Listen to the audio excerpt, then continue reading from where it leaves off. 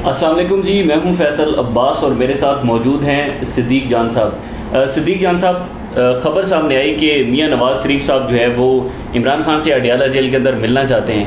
क्या वजह बनी है इस वक्त, मियां साहब क्या चाह रहे हैं? देखें, पहली बात तो यह है कि मैं हैरान हूँ इस चीज़ पर कि ज़ाहिर है आप तो जिस तनाजुर में ये सवाल पूछ रहे हैं मुझे समझ आ रही है कि आप इस बात बड़े क्लियर है, आपको मियां साहब की सियासी हैसियत और औकात का पता है। लेकिन मैं उन लोगों पर हैरान हूँ जो एक इस मामले को बड़ी संजीदा ख़बर के तौर पर ले रहे हैं। यार ये क्या मामला है?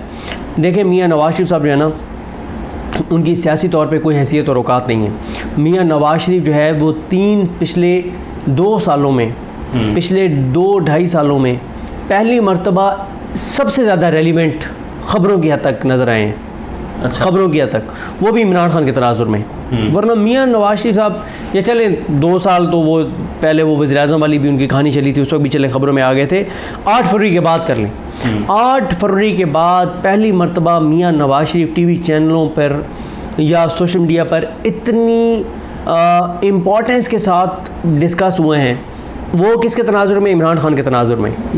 यानी मियां नवाज़ शरीफ अब उस वक्त ख़बरों की हद तक भी उस वक्त रेलिवेंट होते हैं जब इमरान खान के तनाजुर में उनके हवाले से कोई बात की जाए, वरना मियां साहब की अपनी कोई सियासी हैसियत और औकात नहीं रह गई। फिर दूसरी बात यह है कि कभी ना आप नून लीग वालों से पूछें, नून लीग के बड़े बड़े लीडर से पूछें कि क्या आप के मियां साहब से मुलाकात हुई है?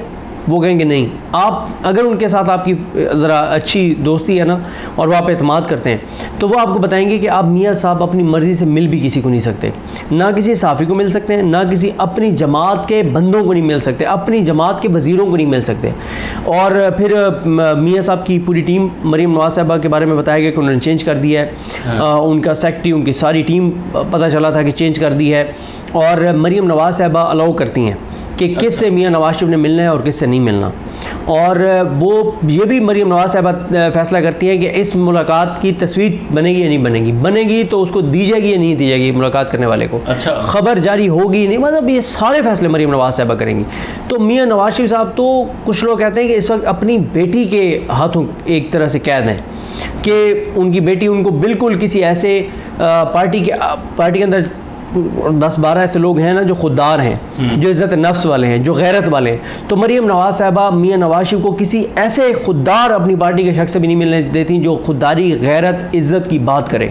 क्योंकि क्या वजह हो सकती है? उसकी वजह सिंपल है। मरीम नवाज़ साहबा को यह है कि कोई आके मियां साहब को अगर मोटिवेट कर लेता है गैरत के ऊपर, खुददारी के ऊपर, इज़्ज़त के ऊपर, सेल्फ रिस्पेक्ट के ऊपर, इज़्ज़त नफ्स के ऊपर, कि मियां साहब बस कर दें यार, इससे ज़्यादा अपने आप को कितना जलील करवाना है। कोई लिमिट्स होती हैं ना। कोई लिमिट्स होती हैं, यहाँ तो कोई लिमिट ही नहीं रही आपकी जलालत की। तो मियां साहब कहीं थोड़े से वो ना हो जाएं कि हाँ यार बात तो ठीक कर रहे हैं। तो मरीम साहब इसलिए उनको टॉक शोज़ भी उनको मियां साहब को वही देखने दिए जाते हैं जो जिस तरह बच्चा नहीं होता कि आप बच्चे को उसका इंटरनेट यूजेज जो है उसको कंट्रोल करते हैं कि कोई बच्चा ऐसी वैसी चीज़ें ना देखे, कोई गलत कोई वीडियो ना प्ले कर दे, कोई ऐसी चीज़ें ना देखने लग जाए। तो मियां साहब का भी पूरा इस वक्त ना मरीम साहबा ने पूरी एक फायर वॉल लगाई हुई है कि मियां साहब जो टॉक शो मियां साहब ने देखना है रिकॉर्डेड, वो भी वेट होगा पहले, उसको देखा जाएगा कि उसमें कोई इज़्ज़त की बात तो नहीं है, खुददारी की बात तो नहीं है, गैरत की उसमें बात तो नहीं है, कोई ये बात तो नहीं है कि मियां साहब बिल्कुल मियां साहब की ये इस वक्त मतलब सियासी तौर पर हैसियत रह गई है। तो सिर्फ वो चीज़ें वो देख सकते हैं। तो जो मियां नवाज़ शरीफ अपनी मर्ज़ी से कोई वीडियो नहीं देख सकते, जो अपनी मर्ज़ी से किसी से मिल नहीं सकते, वो अडियाला जाएंगे, वो इमरान खान से बात करेंगे। ये सारी की सारी खबरें एक ट्रैप है। और मकसद इन सारी खबरों के चलाने का यही है कि इस वक्त पिछले 3-4 दिन में ऐसी खौफनाक खबरें आई हैं इस निज़ाम के हवाले से कि अगर पीटीआई उन चीज़ों पर फोकस कर लेना तो एक पूरे मुल्क के अंदर कोहराम बरपा हो जाए, ऐसी ऐसी चीज़ें हुई हैं। तो इस तरह की बात करके उन खबरों से तवज्जो हटाना मकसद है। बाकी मियां साहब जो है वो बेचारे, उन्होंने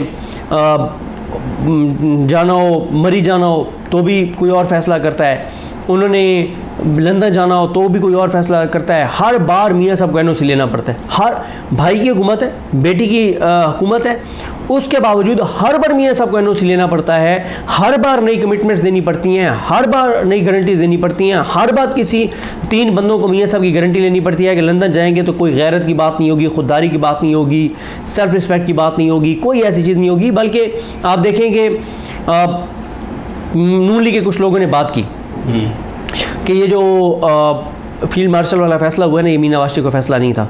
अच्छा, कुछ लोगों ने ये बात कर दी। अंसार अब्बासी साहब से खबर छपवाई गई कि मियाँ साहब दिल से राज़ी हैं, ये मियाँ नवाज शरीफ का आइडिया था। मियाँ नवाज शरीफ दिलो जान से राज़ी हैं, मियाँ साहब सदके वारी और कुर्बान हैं। मियाँ साहब कहते हैं कि मैं हाजिर, मैं खादिम, मैं नौकर, मेरी आल औलाद खादिम और नौकर इस निज़ाम की, इन अहदेदारान की, इन सब बड़ों की। ये खबर छप गई अंसार अब्बासी साहब ने। तो इस वक्त देखें मियाँ साहब बेचारे, मैं ये किस्सा इसलिए बार बार दोहराता हूँ ताकि लोगों को ना बड़ी क्लैरिटी होनी चाहिए और ये वाक़या लोगों को याद हो। अक्टूबर में कोशिश की गई 26 आईनी तरमीम करने की, जब नाकाम हो गई थी कोशिश, तो जो जरदारी साहब का स्टाफ है ऐवान सदर का, उनको ये कहा गया कि आज आसिफ अली जरदारी को नींद की गोलियाँ नहीं खाने देनी। अच्छा, क्योंकि उनको नींद की गोलियों के बगैर तो नींद नहीं आती, तो इसलिए नींद की गोली नहीं खाने देनी कि रात को जब आईनी तरमीम होगी ना तो रात को साइन करवाने हैं और गज़र नोटिफिकेशन करवाना है। तो वो आसिफ अली जरदारी जो बेचारा अपनी मर्ज़ी से नींद की गोलियां नहीं खा सकता, वो मियाँ नवाज शरीफ साहब जो अपनी मर्ज़ी से बेचारे किसी से मिल नहीं सकते, अपनी पार्टी के बंदे से नहीं मिल सकते, अपनी पार्टी के बंदे की कॉल नहीं उठा सकते, अपनी पार्टी के बंदे को कॉल नहीं कर सकते, तो वो मियाँ नवाज शरीफ अडयाला जाएंगे। और पहले अडयाला वाले से तो पूछ लो, वो जो कहता है कि मैं चोरों डाकुओं लुटेरों से बात नहीं करूँगा, वो कंप्रोमाइज़ करने को तैयार नहीं है। तो मियाँ साहब को ना ख़बरों में मशहूर करने के लिए सिर्फ जो है वो ये किया गया। मुझे ना 2 वाक़यात याद आ गए जी। उस्मान बुज़दार को जब इमरान खान साहब ये बात चल रही थी कि हटा दिया जाएगा, अब उस्मान बुज़दार नहीं रह सकेंगे, तो हुआ ये कि हमारे ना एक दोस्त हैं, उनके ना एक साउथ पंजाब के पॉलिटिशियन हैं, उनके साथ उनका बड़ा करीबी ताल्लुक़ है।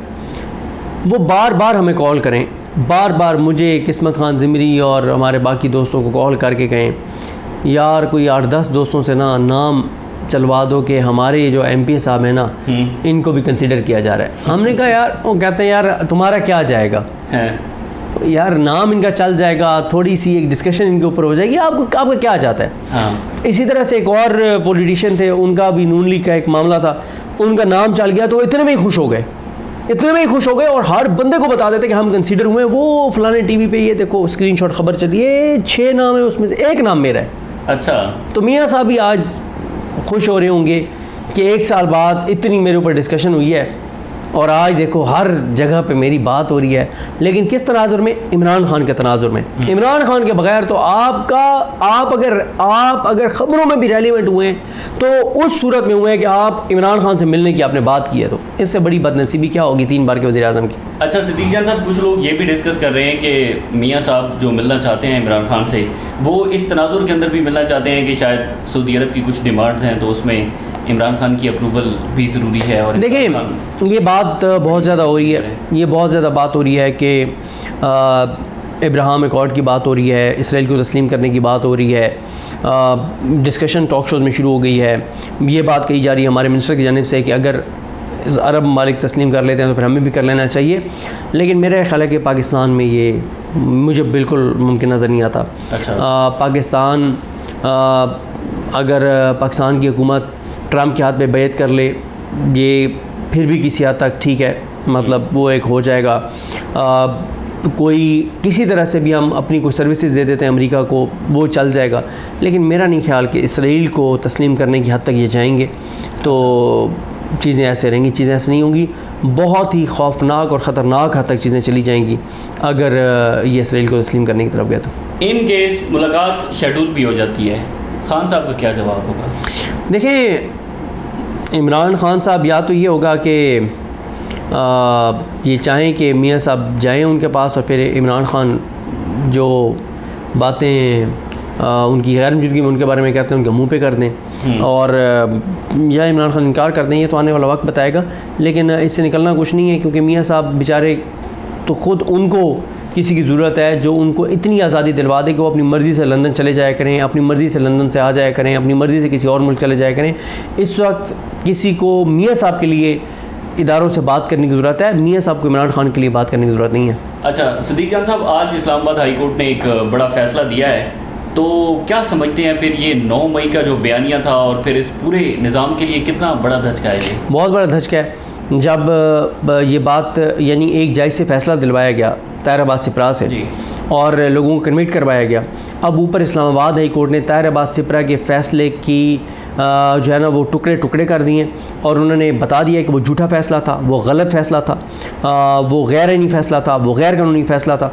अब आप मुझे बताएं ना कि क्या ताहिर अब्बास सिपरा का कोई एहतसाब होगा? क्या उसको बरतरफ़ किया जाएगा? क्या उसको कौन ज़िम्मेदार है? वो जो 2 साल लोग जलील हुए हैं इस केस के अंदर, झूठे केस के अंदर, कौन ज़िम्मेदार है उसका? ये जो इतने अरसा पहले बेचारे जब गिरफ़्तार हुए तब इतने माह तक वो जेलों में रहे, अब जब 1 माह से ज़्यादा वो जेल में रहे, जो उनकी तजलील हुई, जो मीडिया पे उनके बारे में ख़बरें चली, जो उनके ऊपर इल्ज़ामात लगे, जो उनका मीडिया ट्रायल हुआ, जो उनके बारे में प्रोपेगेंडा हुआ, कौन ज़िम्मेदार है? ताहिर अब्बास सिपरा का कोई एहतसाब नहीं होगा। पीटी असल सारी जब भी आप किसी बात में आएंगे ना, उसका एंड जाके पीटीआई की लीडरशिप है, आपको जाके आप पहुँचेंगे। ये इतना बड़ा एक चीज़ हुई है कि हुकूमती जजेस ने 9 मई के केस को वार दिया, इतना वो बोगस केस था। कोई प्रेस कॉन्फ्रेंस नहीं पीटीआई की जानिब से, कोई अलामिया नहीं, कोई बात नहीं, एमएनए एमपीज़ कोई बात नहीं करे। अलीमा खानम के अलावा वहाँ कोर्ट रूम के अंदर मौजूद कोई नहीं था, आपने रिपोर्ट किया।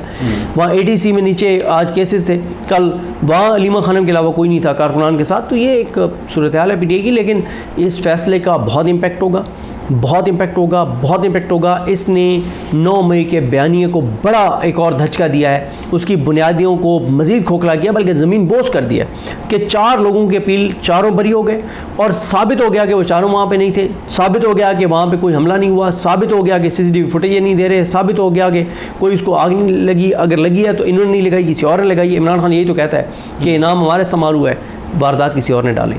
बहुत शुक्रिया जी, सिद्दीक जान साहब हमारे साथ मौजूद थे। इमरान खान और तहरीक इंसाफ के ख़िलाफ़ जितने भी केसेस बनाए गए हैं, उन केसेस का प्रोसिक्यूशन जो है वो उनको डिफेंड करने में अदालतों में हमें नाकाम नज़र आती है। बहरहाल मज़ीद जो तफसीलात होंगी आपके साथ शेयर करेंगे। इजाज़त दीजिए, अल्लाह हाफ़िज़।